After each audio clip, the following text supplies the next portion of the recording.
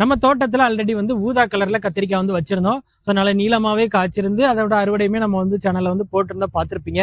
அது இல்லாமல் இதுக்கு முன்னாடி நம்ம ஒரு 2 மாதம் முன்னாடி வந்து பச்சை கலர் கத்திரிக்காய் வந்து போட்டிருந்தோம். நல்லா பெரிய பெரிய கத்திரிக்காய் வந்து காய்ச்சிருந்து ஸோ அந்த செடி வந்து இப்போ வந்து ஓஞ்சிட்டு நம்மகிட்ட இல்லை. ஸோ அதனால தான் இப்போ வந்து அடுத்ததாக அதே மாதிரி பச்சை கலரில் நல்ல பெரிய காயாக வரும். ஸோ அந்த கத்திரிக்காய் விதை தான் நம்ம வந்து வாங்கி வச்சிருக்கிறோம். ஸோ அது இல்லாமல் இதுவும் ஒரு கத்திரிக்காய் தான். இது வந்து நல்ல நீளமாக வந்து இந்த கத்திரிக்காய் வந்து வரும். ஸோ இந்த 2 விதையுமே நம்ம வந்து இந்த 2 தொட்டிலுமே போட்டு வளர்த்து ஸோ கொஞ்சம் நல்ல ஸ்டேஜுக்கு வளர்ந்த பிறகு நம்ம அதை வந்து ஒரு பாத்தி அமைச்சு தரையில வந்து நடப்ப போறோம். ஸோ அதுக்காக தான் இந்த விதையை வந்து நம்ம இப்போ வந்து இதில் வந்து போட போறோம். வாங்க.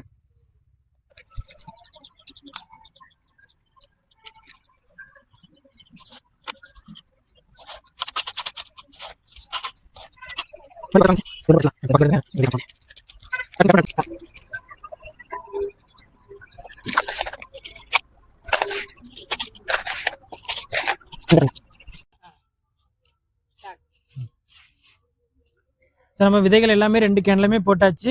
இது வந்து ஒரு வாரத்திலேயே நமக்கு வந்து வளர ஆரம்பிச்சிடும். ஒரு மாசத்துல நம்ம வந்து அதுல இருக்கிற செடிகள் எல்லாமே எடுத்து நம்ம வந்து பாத்தியில வந்து வைக்கிற ஸ்டேஜுக்குமே வளர்ந்துரும். ஸோ இது எப்படி வளருது அப்படிங்கிறத நான் அடுத்தடுத்து உங்களுக்கு வந்து அப்டேட் பண்றேன். ஸோ நீங்களும் அதை பார்க்கணும் அப்படின்னா நம்ம சேனலை ரெகுலரா ஃபாலோ பண்ணுங்க. புதுசா பாத்தீங்க அப்படின்னா சப்ஸ்கிரைப் பண்ணிக்கோங்க. தேங்க்யூ.